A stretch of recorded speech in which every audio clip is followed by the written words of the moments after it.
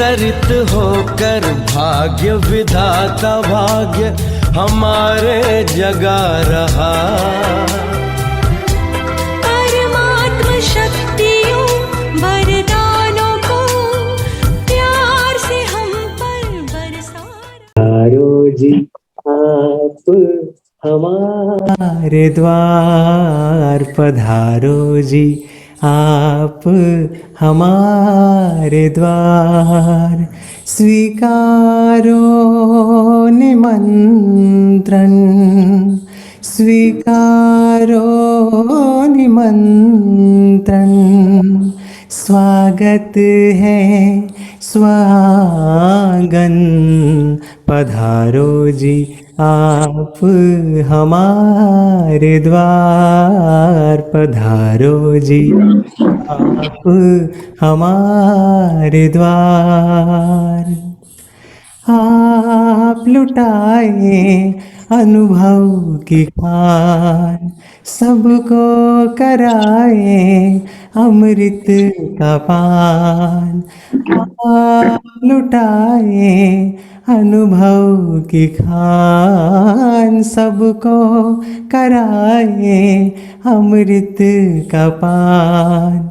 शिव स्मृति में हम करते हैं, शिव स्मृति में हम करते हैं आपका अभिवादन, पधारो जी आप हमारे द्वार, पधारो जी आप हमारे द्वार।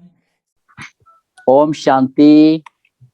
आज हमारे बड़े भाई हमारे पास आ रहे हैं और अभी जस्ट प्रोग्राम में बैठे थे।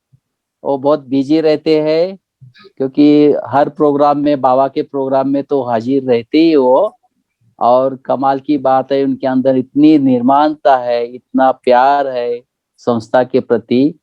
और जब से बाबा के बने हैं तब से इन्होंने बाबा की बहुत सेवा की है, यज्ञ की बहुत सेवा की है। कोई भी बात होती है तो हमारे यज्ञ के जो बड़े भाई है उनको बुलाते हैं और तुरंत ही ये बातें करते हैं। तो आज हमारा सौभाग्य है क्योंकि वो बहुत ऊंच ऊंच पद पे वो आसीन है, बहुत बड़ी बड़ी सेवाएं की है। और वैसे तो हमारे बड़े भाई जैसे है, बड़े भाई है। तो इनकी विशेषता है कि इतना बड़े होने के बाद भी इनका निर्माणता उनके अंदर बहुत है, सरल चित्त बहुत है। तो कभी भी हमने देखा यहाँ जब भी कोई प्रोग्राम होते हैं या कोई प्रॉब्लम भी होता है तो दादियाँ इनको याद करती है और यहाँ जितने भी बातें होती है जो भी है दादी इनको बताते हैं और वो सॉल्यूशन भी निकालते हैं। तो बाबा के बहुत बड़े रतन है और आज हम बहुत सौभाग्यशाली है, आज उनके मुख से उनका हम अनुभव सुनेंगे। तो ईश्वरीय भाई जी, ओम शांति, आप शुरू कर दीजिए। ओम शांति। सुभाष भाई, आपने सब जो ब्राह्मण परिवार जो भाई भाई है आज इधर अभी 84 तो शिव जयंती उत्सव मना रहे थे। मैं अभी यहाँ से एक 35 किलोमीटर पर ही मेरा एक बगीचा रहता, गाय है उधर एक 20, और तो उधर काम करवा रहा था। फिर मुझे जो लौकिक बर्थडे मनाना माना डिजायर नहीं रहता। आज मैं 70 साल, मैं 10 मार्च को 70 साल हो गया था। तो 70 साल को मैं माना छिपा लिया था। फिर आज जबरदस्ती पकड़ के 70 साल की जो बर्थडे, जो शिव जयंती उत्सव का था, जो उस वास्ते यहाँ मनाया है। आज बहुत लोग आए भी है। और मेरा परिचय, ये शरीर का नाम ईश्वर से जुड़ा हुआ ईश्वर अय्या है। जो रमेश शाह भाई जी ने पूछता था ईश्वर अय्या क्या माना, ईश्वर बोलते और ईश्वर और बोलते हैं, अय्या क्यों बोलते हैं? अय्या माना फादर। सो ईश्वर अय्या बोलते यार गॉड फादर बोल के वैसे मजाक में बोलता था रमेश शाह जी। था, अपने जो मैनेजिंग ट्रस्टी था, और जूरिस्ट विंग का चेयरपर्सन भी था, और कहीं इसमें था। और उषा बहन, रमेश भाई भी बहुत अपने पालना देते थे। और मेरा जन्म हुआ एक छोटी सी गांव में, वहाँ कोई भी कनेक्शन नहीं रहता, माना उधर इलेक्ट्रिसिटी नहीं रहता, स्कूल नहीं रहता, और रोड नहीं रहता, कोई भी सुविधा नहीं है। एक छोटी सी नदी के किनारे में एक छोटी सी एक खाली एक 30 घर रहता, उतना छोटी सी वो गांव से मैं, वहाँ पढ़े लिखे लोग भी बहुत कम थे, 4-5 से ज्यादा कोई भी नहीं पढ़े थे। फिर वहां से मैं 4 किलोमीटर चल के जाते थे, फिर वहां चल के आते थे। वहाँ फिर बाद में, क्योंकि जो फादर एग्रीकल्चरिस्ट था, मदर और बहुत अच्छी गुणवान थे, नीतिवान थे, और अच्छी उसका विजन था, उसको पढ़ाना, बच्चों को पढ़ाना, क्योंकि यही विजन था। वो खेती बाड़ी करके मेरे को पढ़ाते थे।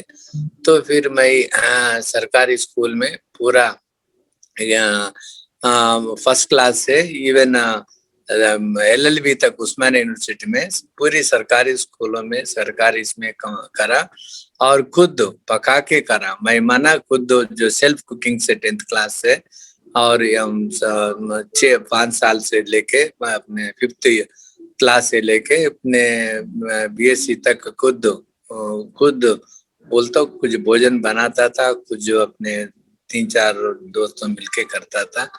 फिर बाद में कोई भी विजन नहीं रहता था जिंदगी में क्या बनना, जो सामने को आता टीचर होता और छोटी छोटी नौकरियां होता, बस वही बड़ी समझते थे।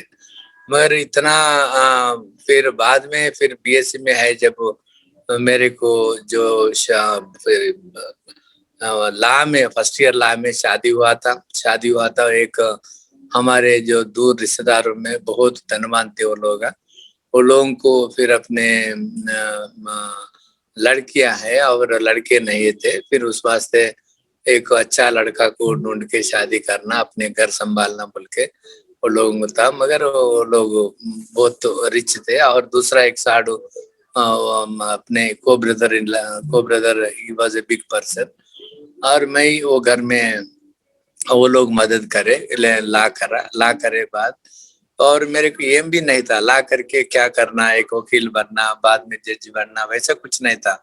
मगर बचपन से एक आदत है, जो अपने माँ बाप इतना कमा के देता, वो पैसा अपने सदुपयोग करना, और सदुपयोग करना उसको अपने कोई भी आदत नहीं था। बचपन से कोई भी सिनेमा देखना, होटल में जाना, चाय पीना, और खाली उधर इधर बातें करना, टाइम वेस्ट करने का ये आदत नहीं रहती था। बचपन में संस्कार अच्छे थे, और जो अपने पूरी अपने first class, second class, third class, 10th class तक जितने भी लेसन्स है, वो पूरी लेसन्स पूरा पढ़ाई करना, और कोई भी क्वेश्चन पूछे तो वो आंसर दे सकना, यही रहता था धुन। पढ़ना, अपने माँ बाप को अपने, और घर जब समर में घर को जाते थे, खेती बाड़ी करते थे बाप के साथ, और सब अपने खेती का काम करते थे। और हमारे पिताजी बोलता था, जो अच्छा कर्म करे तो अच्छी होता, बुरी कर्म करे तो बुरी होता, और एग्रीकल्चर सबसे अच्छी वोकेशन है, उत्तम खेती मध्यम व्यापार अधम उद्योग बोलते थे। उस वास्ते मैं खेती बोलता, अभी even till today I have passion for the agriculture and the cow rearing. मेरे पास एक कामधेनु बोल के, जो TTD वेंकटेश्वर स्वामी को जो अपने ये दूध दिया बोलते हैं ना, छोटी सी कामधेनु, वो 4 है मेरे पास, और गिर गाय है, और अपने आम की बगीचे है। और एक अच्छा रहता है, क्योंकि उधर नेचर को, क्योंकि बचपन में हम पढ़ते थे श्री कृष्ण का ने एक झाड़ रहता, और एक गाय रहता, और एक ये श्री कृष्ण को बताता, माना ये गाय से पूरा फेटाइल होता लैंड को, और झाड़ से पूरा अपने पर्यावरण अच्छी होता। उस वास्ते ये गाय को और एक पालना और पर्यावरण को संरक्षण करना, ये भारत की एक संस्कृति था। श्री कृष्ण की बाजू में दोनों बताते कभी भी। और अपने एक पर्वत भी रहता, सबकी सहयोग से पूरा जो सचिव बनाते बोल के एक कहानी बोलते थे बचपन में। फिर बाद में फिर अब मैं पढ़ाई पढ़े के बाद वकील बना, और वकील बनने बाद मेरा प्रैक्टिस इतना चला जो मैं किसी को भी पैसा नहीं पूछे, और कोई भी हर एक केस में अच्छी आर्डर्स आता था और उसमें फेवर में आता था, मगर जितना पैसा दिया उतना पैसा लेता था। मगर क्योंकि आपको सबको सब लोगों को मालूम है, क्योंकि advocate profession is a honourable profession, is a respectable profession, is a service oriented. उस वास्ते आप देखो बारिस्टर बाबा घड़ी घड़ी बारिस्टर का नाम लेता, क्योंकि बारिस्टर वो बारिट ला इंग्लैंड में पढ़ते थे, उसको एक पीछे का गाउन रहता, जज को और बारिस्टर को एक गाउन रहता था जो अपने ये रहता, उसको एक बैग के वैसा रहता पीछे का, उसमें वो बैग में माना जो केस जीते बाद केस गिरे बाद उसका वकील ने उसमें बगैर देखते हुए पीछे के वो थैली में डालते थे पैसे। मगर इतना जो मालूम भी नहीं रहता था, उतना सर्विस, इतना हनबल प्रोफेशन था। उस वास्ते मैं भी कभी कोई भी क्लाइंट से कोई पैसा कभी मुझसे नहीं पूछा, मगर बगैर पूछे वो लोग देते थे, नियत से भी देते थे, अच्छा रहते थे। वैसा बहुत प्रैक्टिस हुआ, प्रैक्टिस माना सरकार की वकील बना बाद में, और अपने ये एक कारपोरेशन का एक स्टैंडिंग काउंसिल बना, और मदर तेरेसा चैरिटी का उसका एडवाइजर बना मैं, क्योंकि वो लोग एडॉप्शन में ही दिलाता था, एडॉप्शन कोई भी जो पिकअप करते थे बच्चों को छोटेपन में, मदर तेरेसा चैरिटी वाले वो लोग अपने ऑर्फनेज में रख लेके और मेरा एडवाइस से अच्छी फैमिलीज में एडॉप्शन देते थे, वो काम करा था। मदर तेरेसा आए बाद मेरे से मिला और दोनों और हाथ में हाथ ये दिया था और उसका भी आशीर्वाद था।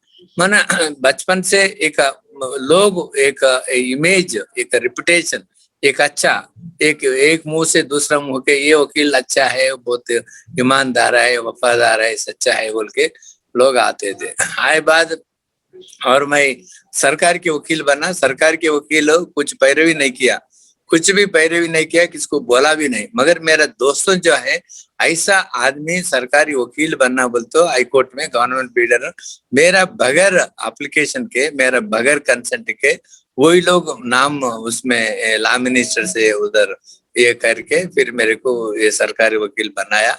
और उसमें भी बहुत केसेस, जितने भी पेंडिंग केसेस थे, कुछ अपने 4-5 केस, मैं 3 साल में वो पूरा अपने 500 केस के अंदर 500 भी बचे नहीं हुए और इतना केसेस डिस्पोज ऑफ करा। बाद में फिर और बहुत पैसे भी कमाया एज ए वकील और प्रॉपर्टीज भी उधर इधर जो खरीदे।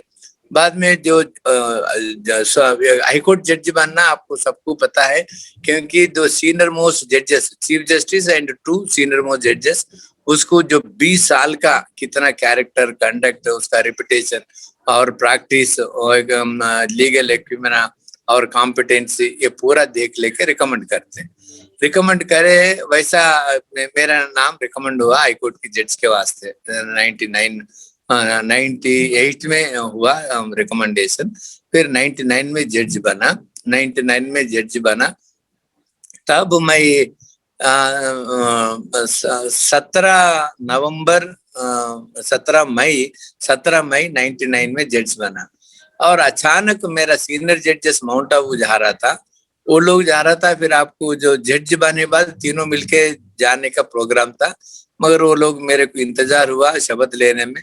वो लोग माउंट आबू जाके वहां रह चुके हैं, 2 हफ्ते हुआ, और मैं जज बनते ही मेरे को फोन करके मैं पूरा यहाँ बंदोबस्त करे माउंट आबू में, लोकल सिस्टर्स को आपको गाइड करता, फिर आप प्लान बना के आ जाना। सो मैं फौरन 3 दिन के अंदर जज बनते वेकेशन था, जो सीधा मैं माउंट आबू ज्ञान सरोवर गया, वो लोगों को ज्ञान हुआ। तब मेरे को एक इससे पहले माउंट आबू जाने से पहले एक ऋषि ने मेरे को एक प्राणायाम सिखाता था। प्राणायाम सिखा के शवासन में एक पूरा अनाटमी रहता ना, ह्यूमन अनाटमी, भ्रुकुटी के बीच में आत्मा रहता और आत्मा एक लाइट स्वरूप है, वो लाइट को अंदर की चीजें देख सकते हैं पूरा, जस्ट लाइक एक्सरे एक्सरे जो अपने हाथ में जो अंश मांस और हड्डियां, नर्व्स, वीन्स और ये हाथ में और अंदर की चीजें देख सकते हैं। और ये करवा के उन्हें कहीं शरीर का बीमारियां भी क्यूर करता था उन्हें, क्योंकि आत्मा में इतना पावर, इतना शक्ति रहता।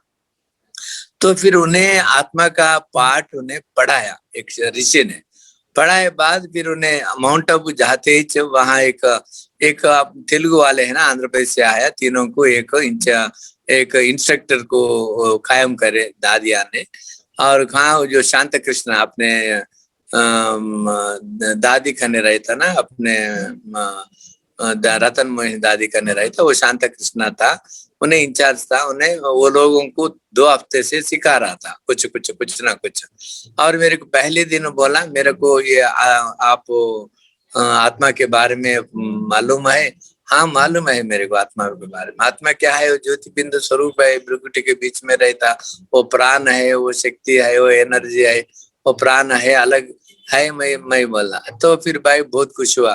परमात्मा को जानते हो क्या? बोला परमात्मा को नहीं जानता, क्योंकि मेरा गुरु भी नहीं जानता था, मैं भी नहीं जानता। और मेरे को ये अच्छा नहीं लगता था, राम परमात्मा नहीं हो सकता, और कोई भी देवी देवता है, हनुमान, जो गणेश, ये लोग परमात्मा नहीं हो सकता, ये गुरु गोसाई भी कोई भी परमात्मा नहीं हो सकता। मेरे को फर्म एक अंदर था वैसा, मगर मेरा युगल तो बहुत भक्ति में था। वो भक्ति में करके उन्हें वो गुरु अपने जो रामायण, भागवत और नहीं तो गीता पारायण चलता था, जबरदस्ती लेके जाता था। और मेरे को पसंद नहीं रहता था, क्योंकि वो अगर टेम्पल भी गए तो, और टेम्पल में जो मंगला आरती देते हैं, आरती देके उसमें जो पैसा डालते हैं वो पैसा जेब में रख लेते था उन्हें वो पुजारी, और जो पैसा दिया उसको अच्छा देखता था, पैसा नहीं तो उसको और थोड़ा इतना इज्जत से नहीं देखता था। ये चीज अपने ब्राह्मणों को भी टेम्पल में गए तो वातावरण माहौल अच्छा नहीं दिखता था मुझे, उस वास्ते मैं सीधा होने का मेरे को इरादा रहता था। और क्यों वो सुनना ये सुनना, इसमें सीखने का कुछ मेरे को नया नहीं दिखता था। तो फिर वहां जाते ही बोला आपको परमात्मा मालूम है?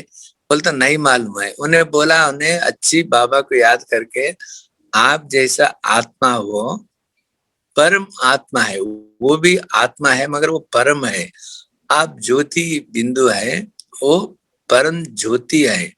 आप शक्ति है, वो परम शक्ति है। और वो आप शांति है, वो शांति सागर है। ये अपने पिता है, परमधाम वासी है, और वो पतित पावन है। तो मेरे 1 मिनट में मेरे को लगा, हाँ यही परमात्मा हो सकता, क्योंकि मैं कभी भी इतना ध्यान से परमात्मा के बारे में सोचा भी नहीं था। तो मैं जो ढूंढ रहा था कौन हो सकता सर्वश्रेष्ठ, और राम से भी, कृष्ण से भी, और सबसे भी अच्छा, और एक रोल मॉडल वो कौन हो सकता था। उन्हें 1 मिनट में बोला परमात्मा, आप जैसा आत्मा परमात्मा बोलते। 1 मिनट मेरे को टचिंग हुआ। परमात्मा ने मेरे वही हारमोनी हाउस में, शांति सरोवर में, ज्ञान सरोवर में, हारमोनी हाउस में, वहाँ पहला एक रिसेप्शन रूम है, वहीं बैठ के भाई साहब ने यह ज्ञान दिया। मेरे को ज्ञानोदय वहीं हुआ। बाबा ने वहां मिला मेरे को, और वहां मिला, और खुद और परमपिता परमात्मा ने मेरे को उन्हें प्लान बनवा के, जज बनवा के, सीधा उसका घर बुला के वहां उसका परिचय मेरे को मिला। और यही मेरा सौभाग्य समझता हूँ।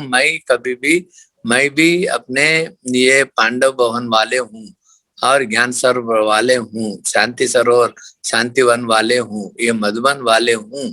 मैं समझता हूँ, क्योंकि मेरा जन्म मधुबन में हुआ, उस वास्ते मैं इतना और मधुबन वासियों में भी समझता, ये भाई अपने परिवार के है, अपने सदस्य है, अपने मधुबन वाले है, बल्कि वही लोग भी इतना प्यार से, इतने दिल से जो रहता है, एक छोटी बहन दो, बड़ी बहन दो। और मेरे को, मैं जब ज्ञान में आया, वो तब से अभी तक कोई भी जो अपने भगवान वाच में संशय नहीं हुआ, और कुछ शक नहीं हुआ, और कुछ ना अंडरस्टैंड होने का एक विषय भी मेरे दिल को नहीं लगा।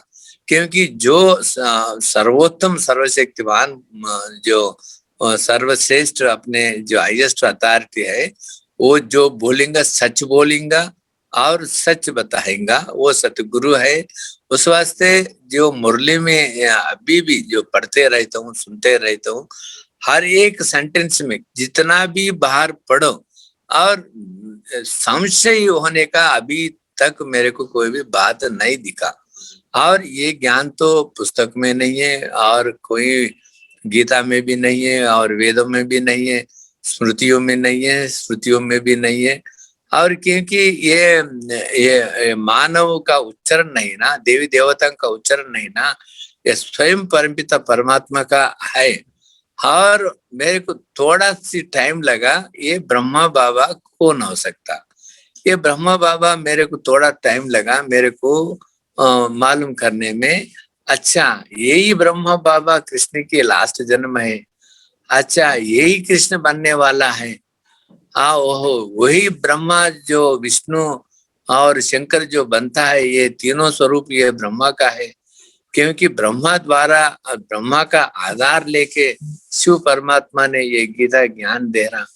क्योंकि जो हरेक जो आत्मा को होंदे हो, परमात्मा को होंदे हो, एक मीडियम होना, एक शरीर होना, एक वाहन होना, एक व्हीकल होना।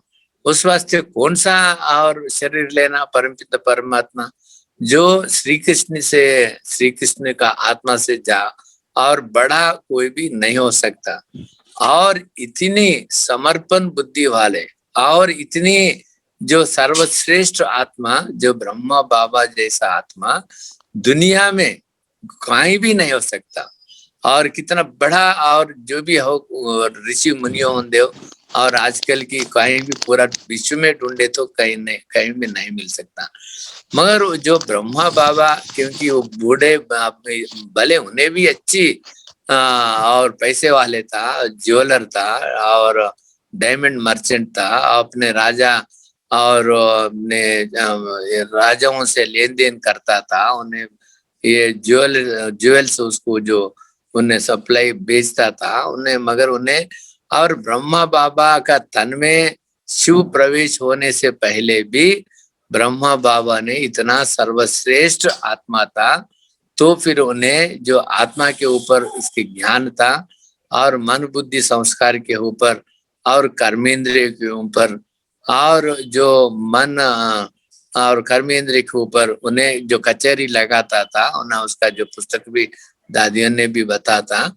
मगर इतनी जो सर्वश्रेष्ठ आत्मा देखो, माना कोई भी ये दुनिया में परमात्मा को नहीं देखा, मगर परमात्मा एक साकार तन में आया, लाखों लोग देखा और अनुभव किया, और ये उसको देखा और उसका पालना स्वयं लिया। हमारे दादियां ने और बड़े भाइयों ने, और स्वयं अपने परमपिता परमात्मा जो अपने शिव बाबा ब्रह्मा का तन में आके ब्रह्मा जितना सैक्रिफाइस किया दुनिया में, कोई भी गांधी नहीं करा, कोई भी नेल्सन मंडेला नहीं करा, और कोई भी ददीजी ऋषि भी नहीं करा, और कोई भी नहीं करा। इतना सैक्रिफाइस ब्रह्मा बाबा ने पूरा, उसको इतना बाल बच्चे थे और अपनी बेटियां था, बेटे थे, और इसकी ये थे, मगर पूरी समर्पण भगवान को समर्पण करना, माना ये मामूली चीज नहीं है। इतना जो पावर रहना बाबा को इतना निश्चय रहना, और इतना अचल अडोल और रहना, उस वास्ते जो ब्रह्मा बाबा ने पूरा जो निमित्त बन के और निर्माण का रूप में और निर्मल की मन से, और जितने भी ये स्थापना किया ब्रह्मा का तन द्वारा, ये ब्रह्मा उस वास्ते ब्रह्मा माँ भी है अपने, जो परमपिता परमात्मा पिता भी है, मगर अपने को पालना करने के वास्ते मम्मा को निमित्त बनाया। मगर जो ब्रह्मा को देखे तो अपने गदगद हो जाता, अपने जो रोमांच, क्योंकि इतनी साधारण तन में जो शिव पिता परमपिता परमात्मा शिव ने आया, और खुद ये आंखों से परमात्मा को जो ब्रह्मा का तन में आए सो देखा, अपने दादियों ने देखा, दीदियों ने देखा, हम अव्यक्त रूप में से जो गुलजार दादी का तन में जो आता और ब्रह्मा बाबा शिव बाबा और दोनों इकट्ठे होके और गुलजार दादी का तन में आके देखा था। और ये भी कितना सौभाग्य है जो मिलन मनाते थे। और मेरा ये भी सौभाग्य है जो अपने जब कभी भी जाता था मैं और मेरा मैं इसके बारे में बोलता हूँ, कहाँ गाँवड़े वाले हूँ मैं, और अपने ये छोटी सी एग्रीकल्चर फैमिली से आया था और जज 14 ईयर्स जज बना और एक्टिंग चीफ जस्टिस बना। चीफ जस्टिस बने बाद इतनी केसेस करता था जो बाबा को याद में जाके जो अपने मेरा हाईकोर्ट की एक बड़ा एलिवेटेड यह रहता डैश रहता, उसके ऊपर ब्रह्मा बाबा का वहाँ चित्र रहता था। रूम में भी शिव बाबा और ब्रह्मा बाबा का फोटो रहता था और अंगूठी में शिव बाबा का एक अंगूठी रहता था मेरा हाथ में। मैं हमेशा हाथ में वैसा देख लेते फिर अपने को शिव अपने परमपिता परमात्मा का छत्र छाया में रह के एक निमित्त बन के मैं फैसला दे रहा हूँ। क्योंकि जो फैसला देने के वास्ते क्या होना, अष्ट शक्तियां होना, जो सुनने की शक्ति होना, सहन करने की शक्ति होना, कोऑपरेट शक्ति होना, फेस करने की शक्ति होना, अकोमोडेट करने की शक्ति होना, जो hear patiently and then analyse the discrimination करने का, डिसर्न करने का, निर्णय करने की शक्ति बना। उस वास्ते मेरे को जो बुद्धि शार्प रहे तो और बुद्धि साफ रहे तो फौरन निर्णय या जो टचिंग आता था, उस वास्ते में कोई भी टाइम नहीं लेता था, जो फौरन फैसला देता था। जब भी सुबह से शाम तक कितना केसेस होता था मुझे पता नहीं था, और शाम में वो लोग इतना केसेस डिस्पोज हुआ बोल के रिपोर्ट बोलते थे। वैसा मैं 69,000 केसेस डिस्पोज ऑफ किया 14 ईयर्स में। और उसके बाद और मेरा यूएल बोलता था आपको और इतनी सच्चाई सफाई रहते हैं और आफ्टर रिटायरमेंट तो आपको कोई भी पोस्ट पोजीशन नहीं रहता, क्योंकि आपको कोई भी फेवर नहीं किया, कोई भी बोले तो भी नहीं सुना। तो देने वाला तो परमपिता परमात्मा है, उसको भी देने वाला उन्हें है, मेरे को देने वाले उन्हें है। अगर नहीं आए तो भी कोई भी अर्जा नहीं है, मैं बाबा का सेवा करता हूँ। और इतने समर्पण लोग हैं, मैं भी क्यों नहीं आना, मैं भी बाबा का सेवा कर सकता हूँ। मधुबन में कर सकता हूँ, यहाँ भी कर सकता हूँ, और जहाँ भी है तो कर सकता हूँ।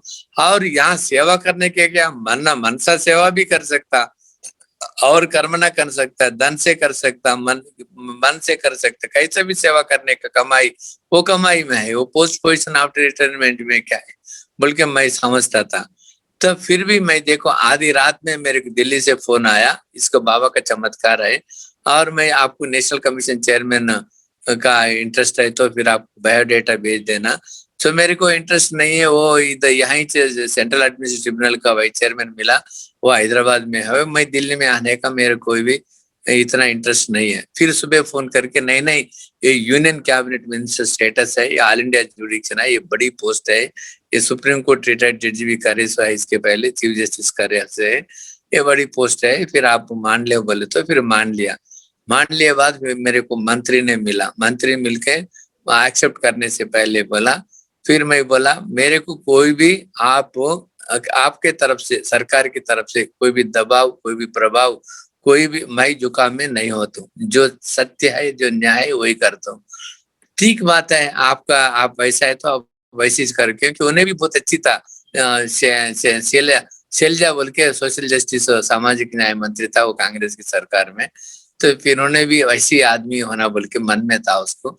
तो फिर मैं एक्सेप्ट किया, जो अपने दिल्ली में अपने ये सेना भवन के सामने, तब अरुण जेटली मिनिस्टर था, उसका सामने वो चमन के सामने एक बड़ा 2 एकड़ बंगला दिया था फर्स्ट टाइम।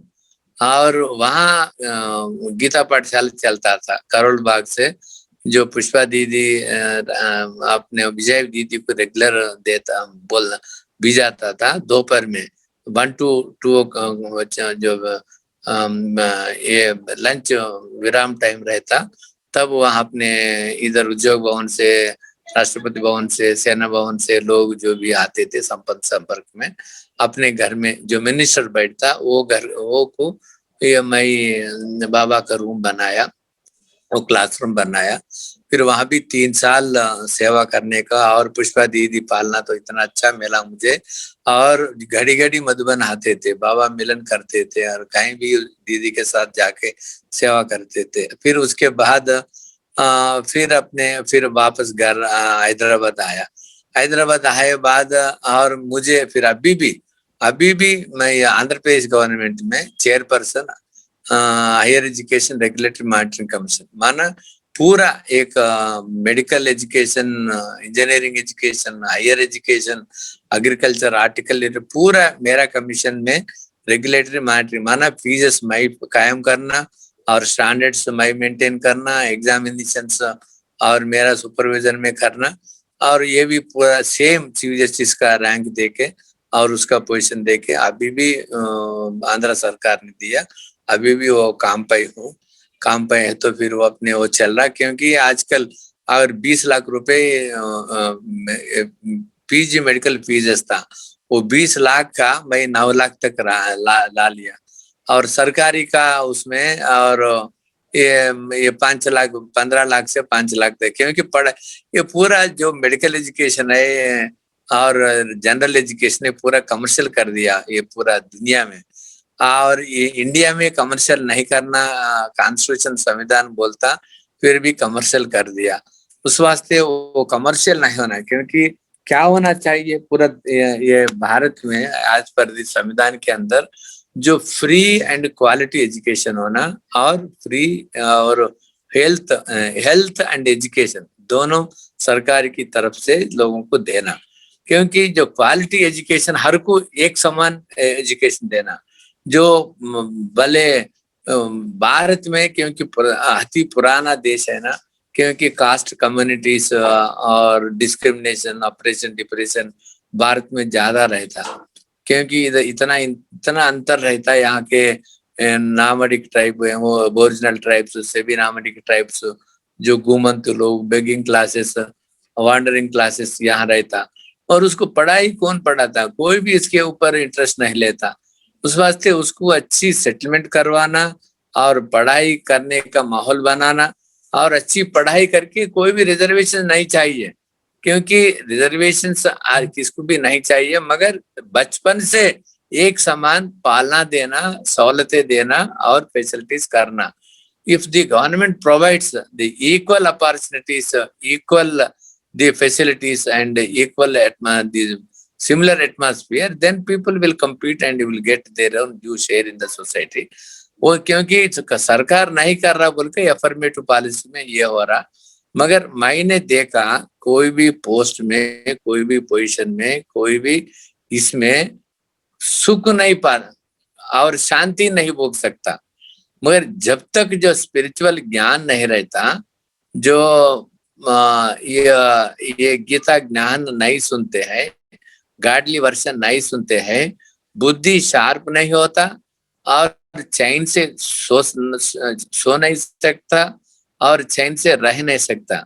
आजकल की दुनिया में देखो कितना आज कोविड और कितनी कोमार्बिड और कितनी रूप लेके आ रहा है, तो क्या अपने भले हर एक आदमी जो सोशल डिस्टेंसिंग करना, सैनिटाइजर यूज करना और अपने मास्क पहन करना, मगर मैं पूरा ये कोविड में मैं लास्ट ईयर मार्च से आया, अभी मार्च आया, कोई भी लॉकडाउन में भी मैं काम बंद नहीं किया और जन सुनवाई करा और टेक्नोलॉजी यूज करा और फीस फिक्सअप करा और केसेस भी उसमें रिप्रेजेंट किया अपने वकील से, जो भी केसेस रहता अपने कमीशन के खिलाफ में वो पूरा अपने कोई भी अपने अगेंस्ट में नहीं गया और पूरी काम करते रहता। आज भी मैं कभी भी मैं चुप नहीं बैठता हूँ, कभी भी माना लेजी नहीं, 1 मिनट भी वेस्ट नहीं करता हूँ और काम रहना हमेशा सुबह से शाम तक। आज भी मैं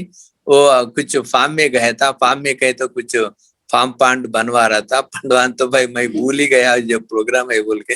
फिर आज जो 70 साल आज हुआ ना, मैं सत्यनारायण भाई बुला के, सत्यनारायण भाई का युगल भी अनुराधा बहन का 70 साल हुआ था। आज शिव जयंती उत्सव सेंटर में बना रहा था 85 का, उस वक्त से यहाँ ये फंक्शन करे थे। फंक्शन करे तो फिर अपने सुभाष भाई घड़ी घड़ी बोल रहा था, भाई साहब आप उज्जैन को, तो थोड़ा अपने कहा के फिर जैन हुआ। और मेरे को अच्छा लगा क्योंकि अचानक ये भी लॉटरी है ना, ये भी सेवा, वाचा सेवा भी लॉटरी है। और मेरा और एक मेरे को मेरे ख्याल से एक 5-6 साल पहले ज्ञानामृत में मेरा अनुभव भी मैं शेयर किया था। और कोई भी और पुराना बीके से तो जो सुन रहा तो वो ज्ञानामृत में भी मेरा पुराना आया था। अगर आजकल अगर कोई भी ये टेक्नोलॉजी वैसा करना, जस्टिस ईश्वरय भाई का और ज्ञानामृत बोले तो वो आ सकना, वो पढ़ सकना, ऐसा एक डेवलपमेंट बीकेएसबी भी करना। और मैं मेरा ये एडवाइस भी है, क्योंकि जिसके बारे में जो चाहिए आजकल की टेक्नोलॉजी जो है, गूगल में जो चाहिए 1 मिनट में आ जाता। ऐसा बीके के एक नॉलेज के बारे में इतने गूगल वाले को अपने ये फीड करे तो उसमें और अच्छी सेवा हो सकता। और सबको एक एक का अनुभव भी और एक एक की आंसर्स भी, क्वेश्चंस के आंसर्स भी, और अच्छी अच्छी दादियों का जो क्लासेस जो सुन सकता वो आता, मगर अपने कमांड पे आना, वैसा एक डेवलप करे तो अच्छा रहता है। मेरा एक अभी अभी जो ताट आ रहा। और बड़े मगर ये प्रोग्राम तो अच्छी है, मेरा अनुभव एक तरफ से बोल रहा, मगर ये क्वेश्चन आंसर्स भी है तो अच्छी रहता था ये प्रोग्राम में। इंस्टेड ऑफ ओनली जो एक्सपीरियंस ऑफ द जो भाइयों और बहनों का है, मगर और क्वेश्चन आंसर्स भी रहे तो और अच्छी रहता था। और मेरा यही अनुभव है, क्योंकि आजकल इतना दुनिया जल्दी बदल रहा, और कोई भी आदमी, we can't believe any person, we can't trust any person, we can't depend upon any person, whether kith and kin or sons and daughters or friends and near and dear or anybody. We have to depend on our own, and we have only one Baba, one Father and one God, and this is godly family. जब परीक्षा आता, कोई भी ब्राह्मण family भी आपको मदद नहीं देता और लौकिक भी नहीं देता और आपका पैसे भी काम नहीं करता, मगर आपके जो बाबा से जो लगन रहे और आप जुड़ के रहता, वही आपको रक्षा करता। मगर दुनिया में कोई भी धन दौलत पोस्ट पोजीशन रिश्तेदार अपने मेटेरियल चीज कुछ काम नहीं आता। और सब अपने, अगर मेरा अनुभव है, मेरे ऊपर भी कहीं कहीं परीक्षाएं आया, मगर बाबा ही बचाता, बाबा और क्योंकि वो सर्वशक्तिवान है, क्योंकि अपन को इजी जो पार कर सकते हैं हर परीक्षा को। ये जो अपने जो डीप जो अपने कंसंट्रेशन का योग रहता, मगर ये साज योग है, क्योंकि सुबह 3 बजे उठ के वो करने का अलग, रूरान करने का अलग है, मगर काम करते हुए स्नान करते हुए, खाते हुए, पीते हुए, वॉकिंग करते हुए, हमेशा आत्मा सहज रीति से आत्मा समझना, मैं आत्मा हूँ, आत्मा हूँ, आत्मा हूँ, ये शरीर अलग है, आत्मा ये अपने मास्टर है, आत्मा राजा है, ये तो फिर ये वाहन का ये है, ये आत्मा समझना। जब तक अपन आत्मा नहीं समझते और ये मोह में रहते, ये प्राण जब परीक्षा है, जब भी प्राण जल्दी निकल के नहीं जाता। और कोई भी एक्सीडेंट हुआ समझो, कोई भी भूकंप हुआ, कोई भी हर जने मरने वाला, ना रोग से ना अपने कैलामिटी से, कुछ ना कुछ हर जना शरीर छोड़ना ही है, मगर वो छोड़ने में कोई भी तकलीफ ना हो, भले बीमारी रहता और कुछ भी रहता, मगर वो बीमारी है तो भी आत्मा अलग समझना, ये शरीर अलग समझना। तब क्योंकि अपने को दृष्टांत है, दादियां देखो, प्रकाश मानी दादी है और गुलजार दादी है और जानकी दादी है, कोई भी शरीर का तकलीफ महसूस नहीं करते थे। और देखो अपने दृष्टांत है रमन महर्षि को कैंसर था और उसकी चमड़े उखड़ जा रहा था, मगर फिर भी उन्हें और प्रफुल्ल अपने मुंह से, और कोई भी उन्हें कुछ अपने ये मन सफरेंस नहीं हुआ। माना आत्मा अगर जब तक पक्का करते, आत्मा का अनुभव नहीं करे और आत्मा अलग ही बोल के प्रैक्टिस नहीं करे, तब आपका शरीर 100 साल के बाद भी शरीर हल्का नहीं, इसको नहीं छुड़ाते, क्योंकि मोह है ना, हर एक जना मोह में रहता, और मुंह में रहता वो लोगों को, और इसका एक कोई कहीं डिजाइन रहता, कहीं अपने चीजें रहता। मगर आप जितने भी धन हो सकता, दौलत हो सकता, कुछ भी हो सकता, मगर अटैचमेंट नहीं रहना, और मन विदाउट एनी प्रेजुडिस आप जो काम करता, you should not have any prejudice, fear और फेवर और लालच में आके कोई भी काम नहीं करना, क्योंकि अपने आत्मा को पवित्र रखना। आत्मा को पवित्र रखना बोले तो आत्मा को जो उसको जो साफ सफाई में जो मैली बोलते, we should not touch any डट, एनी सिन और एनीथिंग, क्योंकि यही भोगना पड़ता। अगर बगैर भोग के पास भी तहानर होना बोले तो पवित्र रखना आत्मा को। सो मन वचन कर्म से भी, तन मन धन से भी पवित्र रखना, और ये प्रैक्टिस करना, जब अभी का अनुभव ही और आगे नेक्स्ट जन्म में ले सकता। अगर अभी का अगर अनुभव नहीं तो आप जितने भी पुराना योगी होंगे हो, ब्रह्म कुमार कुमारी होंगे हो, अभी का प्रैक्टिस नहीं तो वहां का भी आपका जो उच्च पद नहीं मिल सकता, और आपकी जो अच्छी पोजीशन नहीं मिल सकता। उस वास्ते जो पोजीशन है, position not a material position. और मेरे को तो अपने को ये वरदान था प्रकाश मानी दादी का, ये जन्म में भी अच्छी राजाईपन है, और सचिव में भी राजाईपन होगा बोल के प्रकाश मानी दादी बोलता था। उस वास्ते मेरे बगैर पूछे पोस्ट के ऊपर एक पोस्ट आ रहा, दादी का वरदान है। देखो रमेश भाई परेशान हुए थे, आपका दादी इतना बड़ा वरदान दिया। हाँ भाई, मुझे नहीं मालूम था। एक बार मड़कसेरा में 2002 में गए तो बड़ा भाषण दिया था, एक करेक्टर आया था, मंत्री आया था, वहां बड़ा भाषण दे के स्टेज के नीचे उतर के मेरा मुंह देख लेके प्रकाश मानी दादी बोला, भाई आपको ये जन्म में भी पोजीशन है और आते से जन्म में भी पोजीशन है। मैं परेशान हो रहा था, क्योंकि मैं चीफ जस्टिस के बाद में इतना ये पोजीशन आया, फिर अभी ये पोजीशन आया, ये क्यों है? दादियों का वरदान है ना, सच्चे दिल से साहेब राजी होता। उस वास्ते दिल सच्चे है और दिमाग साफ है और अपने कर्म अच्छा है, और कोई भी चिंता नहीं है, कोई भी अपने गम नहीं है, और बेफिक्र बादशाह के वैसा रहता हूँ। और मैं और मधुबन वाले को बहुत भाग्यशाली समझता हूँ।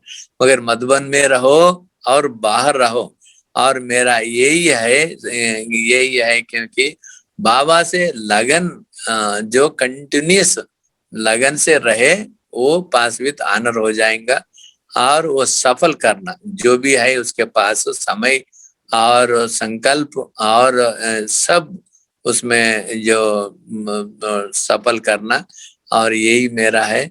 और सुभाष भाई कोई भी क्वेश्चंस पूछे और कोई भी है तो फिर पास ऑन कर सकते।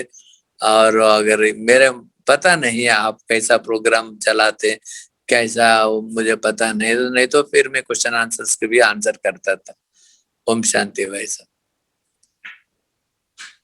ओम शांति, बहुत अच्छा। देखो अभी अभी प्रोग्राम में थे, फिर वापिस इधर आए, और सबसे बड़ी बात तो उन्होंने बताई कि मैं जब जजमेंट देता हूँ तो मैं नहीं, बाबा देता है। शिव बाबा को साथ में बैठ के मैं बैठता हूँ और शिव बाबा के पूछ के बाबा ये करो, तो बाबा को अपना साथी बनाने का एक बहुत बड़ी एक हमें युक्ति भी बताई। कोई भी कर्म हम करते हैं तो बाबा को साथी बन के करेंगे तो बाबा हमें हर कदम पे मदद करता है। ऐसा नहीं कि इन्हों को कोई तकलीफ नहीं हुई, इनको कुछ समस्या का सामना नहीं करना पड़ा।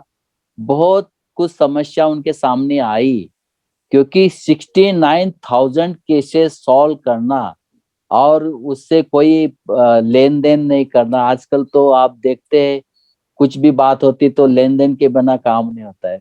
तो साफ सुथरी छवि और इतना दादियों के ऊपर भरोसा, और दादी का इनके ऊपर इतना भरोसा।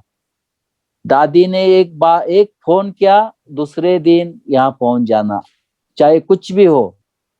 और जब दिल्ली में थे तो आते थे राजधानी से बाबा को मिलते थे, बाबा को मिलके रात को ही निकल जाते थे। बाबा के लिए इतना प्यार होता था क्योंकि उनकी पोस्ट बड़ी थी, तो उनको टिकट तो तुरंत ही मिल जाता था।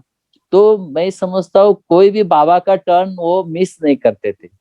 और मतलब कई लोग तो उन्होंने बोला ना कि ये तो मैं मधुबन निवासी हूँ, मधुबन का ही हूँ, और सचमुच ये मधुबन निवासी है और उसी हिसाब से अपना घर समझ के हर कर्म करते, हर कार्य करते हैं।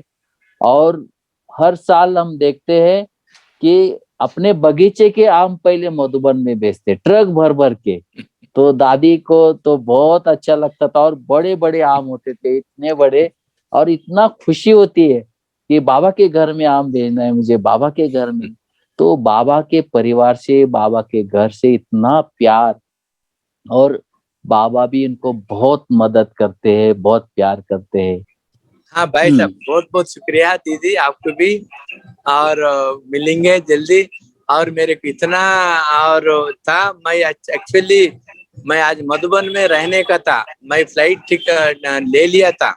ले लिया बाद आज की माहौल से फिर नया ना बोल के बोले तो, क्योंकि मैं जयंती दीदी से, हंसा दीदी से, नीलू दीदी से खास मिलने का था, क्योंकि दादियाँ जो अभिक्त हुई है बाद उधर नया आया, क्योंकि दीदियों का पालना भी बहुत मिले थे, और मेरा मन वही मधुबन में था। और पता नहीं है ये कब फिर मेरा मन का संकल्प पूरी होता, और नहीं तो फिर क्योंकि दादियाँ अपने पालना दिए सो गए बाद अभी तक 1 साल से मधुबन नहीं आ सका, मगर दिल वहीं से। और माहौल देखो जितने भी है, जो काली संकल्प की शक्ति से मिलन जुलन और प्यार भी मेरे ख्याल से पहुंचता दीदियों को, दादियों को, आप सबको, और वही प्यार। ठीक ठीक भाई। बाबा अच्छा। के संसार में दुनिया मेरी कोई, बाबा ही संसार मेरा, मेरा मेरे तो शिव बाबा, एक दूसरों न कोई, एक उसी से दिल का रिश्ता, एक उसी से नाता है।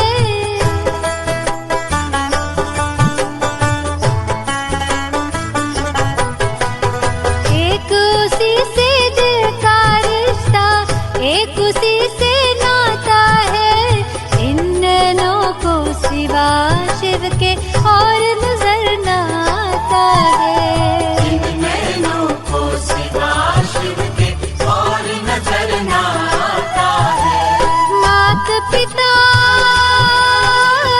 शिक्षक सद्गुरु, मात पिता शिक्षक सद्गुरु, बंधु सखा सब वो ही, मेरे तो शिव बाबा एक